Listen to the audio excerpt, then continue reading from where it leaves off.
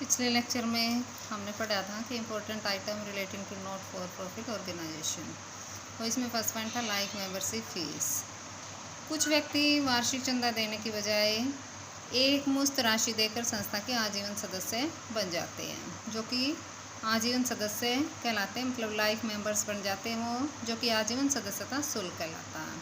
क्योंकि यह शुल्क एक ही वर्ष से संबंधित न होकर संस्था के पूर्ण जीवन के लिए होता है, इसलिए इसे पूंजीगत प्राप्ति कैपिटल रिसीव्स मानकर आय व्यय खाते में न लिखकर बैलेंस शीट में कैपिटल फंड में जोड़कर या अलग से लाइफ मेंबरशिप फंड बनाकर दायित्व पक्ष में लिखा जाता है।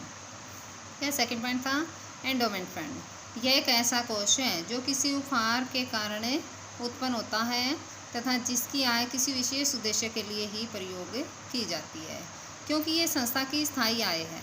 एंडोमेंट फंड क्या होता है? एक ऐसा फंड होता है जो किसी उपहार के कारण उत्पन्न होता है और जिसकी आय किसी विशेष उद्देश्य के लिए ही प्रयोग की जाती है, क्योंकि ये संस्था की स्थायी आय है, इसलिए इसे पूंजीगत प्राप्ति मानकर बैलेंस शीट की लायबिलिटी साइड में अलग से एक फंड के रूप में दिखाया जाता है।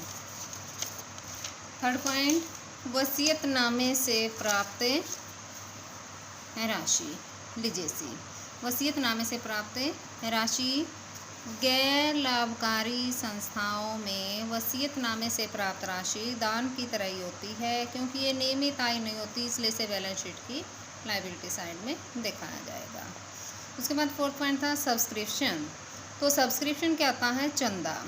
चंदा नियमित सदस्यता शुल्क है जिसे प्रत्येक संस्था द्वारा वार्षिक आधार पर दिया जाता है।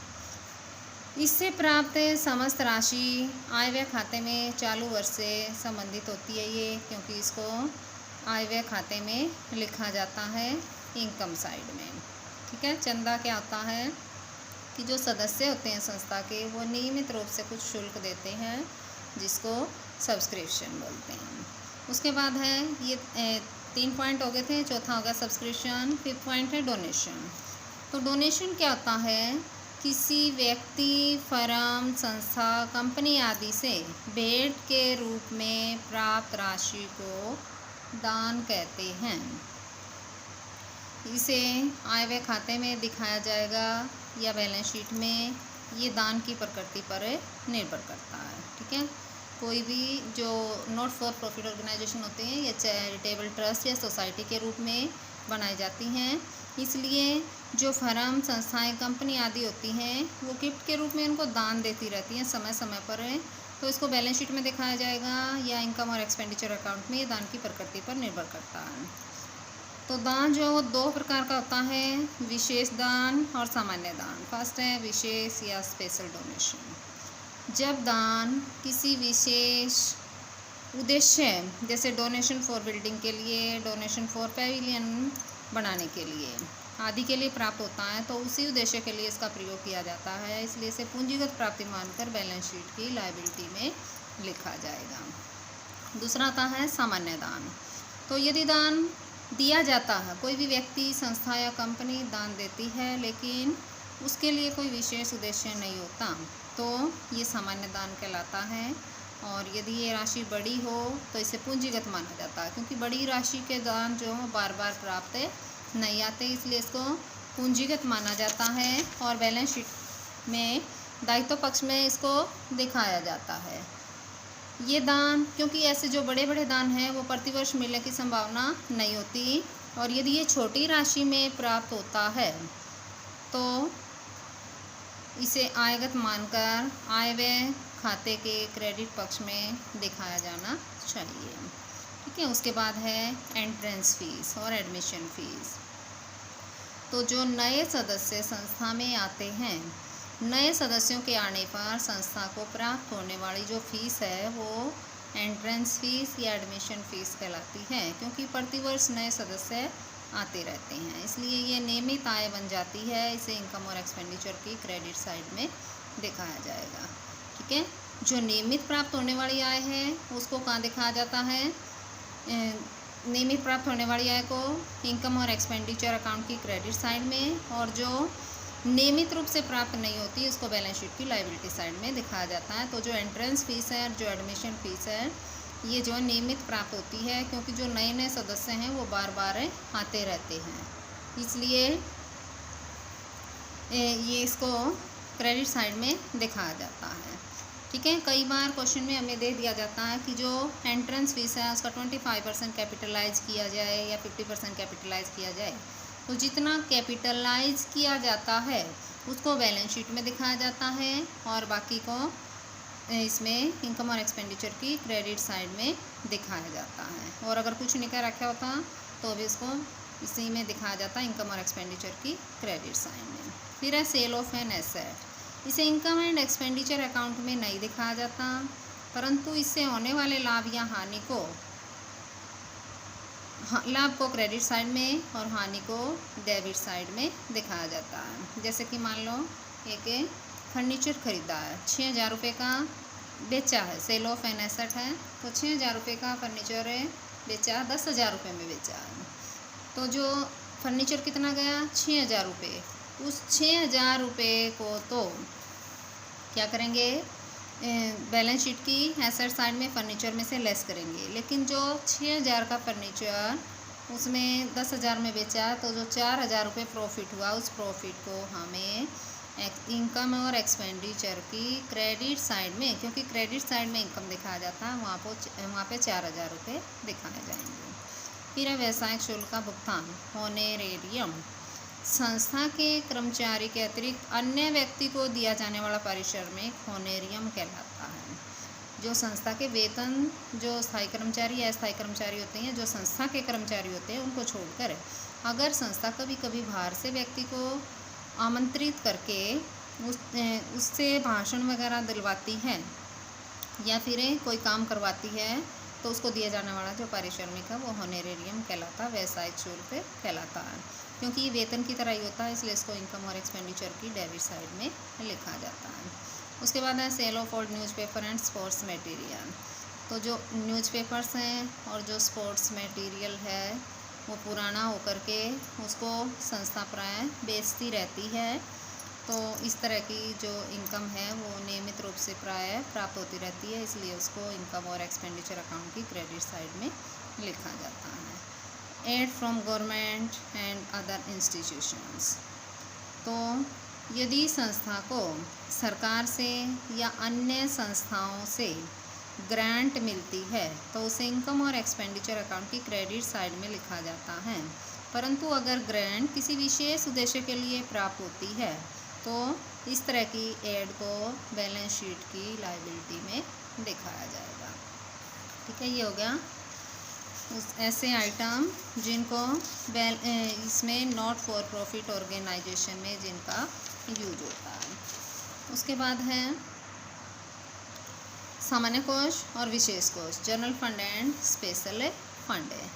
तो जो पूंजी शब्द है, कैपिटल शब्द व्यापारिक संस्थाओं से संबंधित है, जबकि कैपिटल फंड पूंजी कोष गैर व्यापारिक संस्थाओं से संबंध रखता है। गैर लाभ अर्जन करने वाली संस्थाओं में संपत्तियों का दायित्वों पर आधिक्य कैपिटल फंड कहलाता है। मतलब जो बैलेंस शीट बनाई जाती है वहाँ पे जो एसेट्स होती हैं एसेट साइड में और जो लायबिलिटी होती हैं उनका जो डिफरेंस होता है वो कैपिटल फंड कहलाता है। और प्रत्येक वर्ष जो इनकम और एक्सपेंडिचर अकाउंट का बैलेंस होता है उसको इस कोष में हस्तांतरित कर दिया जाता है। ये पहले भी बताया था कि इनकम और एक्सपेंडिचर अकाउंट्स में अगर क्रेडिट साइड ज़्यादा है तो सरप्लस होता है, अगर डेबिट साइड ज़्यादा है तो डेफिसिट होता है। तो इनकम और एक्सपेंडिचर अकाउंट पहले बनाया जाता है, उसके बाद बैलेंस शीट बनाई जाती है। तो बैलेंस शीट की लायबिलिटी साइड में कैपिटल फंड में से अगर सरप्लस होता है उसको ऐड कर देते हैं और अगर डेफिसिट होता है उसको लेस कर देते हैं। पूंजी कोष को जनरल फंड भी कहा जाता है। कैपिटल फंड का दूसरा नाम है जनरल फंड है, जिससे कि यह किसी विशेष उद्देश्य के लिए बनाए गए किसी विशेष कोष जैसे प्राइज फंड, मैच फंड आदि से अलग प्रतीत हो। क्योंकि जो संस्थाएं होती है उसके पास तो बहुत सारे फंड उसको बनाने पड़ते हैं, जैसे प्राइज फंड हो गया, मैच फंड हो गया या फिर पेविलियन फंड हो गया। तो अनेक फंड होते हैं। फंड का मतलब क्या होता है कि अलग से उनके पास उसके लिए स्पेशल पैसा होता है, पैसा आता है तो उसका जो प्रयोग है उस पैसे का उसी के लिए प्रयोग किया जाता है। उसके बाद है स्पेसिफिक फंड। तो कई बार गैर लाभ कमाने वाली संस्थाएं किसी विशेष उद्देश्य की पूर्ति के लिए कोई राशि प्राप्त करती है। ठीक है, कोई राशि जो उसको प्राप्त होती है वो किसी विशेष उद्देश्य के लिए ही प्राप्त होती है, तो उस राशि को विशेष कोष के अंतर्गत रखा जाता है। संस्था अंशदान देने वालों की अपेक्षाओं को पूरा करने के लिए बहुत से विशेष कोष विशेष उद्देश्यों की पूर्ति के लिए रखती है। क्योंकि जो दान देते हैं, जैसे पेविलियन फंड बनाने के लिए किसी व्यक्ति ने दान दिया है, किसी कंपनी ने या संस्था ने दान दिया है, तो जब तक वो पेविलियन फंड बन के पूरा नहीं हो जाता तब तक उस तरह के जो दान होता है या उसका कोई जो पैसा है उसको विशेष कोष में रखना पड़ता है। वो संस्था की लायबिलिटी होती है। जैसे मैच फंड, प्राइज फंड आदि, इनका प्रयोग उसी विशेष उद्देश्य के लिए किया जाता है जिसके लिए ये बनाए गए हैं। तो इसको बैलेंस शीट की लायबिलिटी साइड में, परंतु इनमें से बैलेंस शीट की लायबिलिटी साइड में दिखाया जाएगा कोई भी फंड हो इस तरह का, परंतु इनसे संबंधित व्ययों को इनमें से घटा देना चाहिए और इनसे संबंधित आयों को इनमें जोड़ देना चाहिए। तो इसका एग्जाम्पल देखिए, जैसे how will you deal with the following item in balance sheet of Raj club Chandigarh. ठीक है, राज क्लब चंडीगढ़ एक नॉट फॉर प्रॉफिट ऑर्गेनाइजेशन है, उसमें ये चीज़ें दी हुई हैं, उसको बैलेंस शीट में किस प्रकार से दिखाया जाएगा। प्राइज फंड दिया हुआ है 75,000, प्राइज फंड है 75,000, prize given 10,000, donation for provident fund 25,000, interest on provident fund investment 5,000 और प्राइज फंड इन्वेस्टमेंट 60,000। ठीक है, तो इसके ये बताना है कि बैलेंस शीट में उनको किस प्रकार से दिखाया जाएगा। तो ऊपर लिखोगे balance sheet of Raj club Chandigarh, ये लायबिलिटी साइड होगी, ये एसेट होगी। ठीक है, अब देखो फर्स्ट क्या था, प्राइज फंड है। तो कोई भी फंड है उसको यहाँ पे लिखोगे प्राइज फंड जैसे दिया हुआ है, यहाँ लिखोगे उसका ओपनिंग बैलेंस। तो प्राइज फंड 75,000 दिया, ये इसका ओपनिंग बैलेंस है, ओपनिंग बैलेंस हो गया। अब देखो थर्ड पॉइंट दिया हुआ donation for provident prize fund है। तो प्राइज फंड के लिए डोनेशन प्राप्त हुआ है, इससे क्या होगा, डोनेशन अगर प्राप्त हुआ है तो उसका बैलेंस बढ़ेगा, इसलिए उसको क्या करेंगे, ऐड कर देंगे। Add 25,000 donation receive for prize fund. ठीक है, फिर interest on prize fund investment, prize fund investment हमने 60,000 की थी, उसके ऊपर इंटरेस्ट मिला 5,000, उसको भी ऐड कर देंगे क्योंकि इससे भी उसका बैलेंस बढ़ेगा प्राइज फंड का। और उसमें से जो प्राइस गिवन है 10,000 उसको लेस कर देंगे, ये ऐड करके आ गया 75,000, 25,000, 5,000, 1,05,000 हो गया। ये लेस करोगे प्राइस गिवन, तो इसमें से 10,000 के प्राइज दिए हैं तो 95,000 हो जाएगा। और जो प्राइज फंड इन्वेस्टमेंट होती है, क्योंकि आपको पता है कि जो इन्वेस्टमेंट है वो एसेट होती है, उसको एसेट में दिखाएंगे। Prize fund investment 60,000। ठीक है, प्राइज फंड को बैलेंस शीट की लायबिलिटी साइड में दिखाया जाएगा और उससे संबंधित अगर इनकम होगी उसको उस फंड में ऐड कर देंगे और अगर एक्सपेंसेस होंगे उसको लेस कर देंगे। ठीक है, सेकेंड एक और इलस्ट्रेशन देख दो। Show the following information in the financial statement of Diamond Club as at 31 March 2018। Match fund दिया हुआ है, opening balance 50,000, match expenses 75,000, donation for match fund 20,000, sale of match tickets 11,000। ठीक है, ये चार चीज़ें हमें दी हुई है। तो ऊपर लिखोगे balance sheet of Diamond Club as at 31 March 2018। Balance sheet कहाँ पर फॉर्म होता है, बैलेंस शीट के साथ एज एट लिखा जाता है, एज एट लिख दिया। उसके बाद लायबिलिटी साइड में मैच फंड का बैलेंस लिखोगे, मैच फंड ओपनिंग बैलेंस दिया हुआ है 50,000। ठीक है, ऊपर 50,000 दिया हुआ है। फिर है मैच एक्सपेंसेस, उसमें से लेस करने हैं। Donation for match fund, donation से क्या होगा, मैच फंड का जो अमाउंट है वो बढ़ेगा, उसको ऐड कर दोगे, ऐड करोगे। Donation receive 20,000। Sale of match tickets, तो देखो मैच टिकट्स के सेल की है, तो मैच टिकट्स बेचने से पैसा आएगा, इसलिए इसका बैलेंस बढ़ेगा, ऐड करोगे। और ये हो गया, देखो ओपनिंग बैलेंस था 50,000 plus donation receive 20,000 plus sale of match tickets 11,000, ये हो गया 81,000। लेस करोगे मैच एक्सपेंसेस, क्योंकि मैच कराने के ऊपर जो खर्च हुए हैं उससे बैलेंस कम हो जाएगा 75,000, तो 6,000 ये लायबिलिटी साइड में आ जाएगा। ठीक है, इससे आगे हैं, अगर इसी क्वेश्चन में, ठीक है, ये चारों चीज़ें दी हुई हैं। If match expenses are increase by ₹10,000, कि अगर मैच एक्सपेंसेस 10,000 से बढ़ जाते हैं। हाँ, पहले मैच एक्सपेंसेस कितने थे? 75,000, अब कितने हो गए?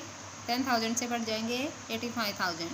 तो अब देखो, अब क्वेश्चन क्या होगा? मैच फंड का ओपनिंग बैलेंस है 50,000, donation 20,000, sale of match ticket 11,000, तो ये 81,000 होंगे। अब लेस करने हमने मैच एक्सपेंसेस में फिर कितने आ जाएंगे? 85,000। ठीक है, अब देखो 81,000 में से 85,000 घटाएंगे तो 4,000 एक्सपेंसेस ज़्यादा होंगे। ठीक है, 4,000 माइनस के हो जाएंगे। अब ये जो एक्सपेंसेस है उनको कहाँ दिखाया जाएगा?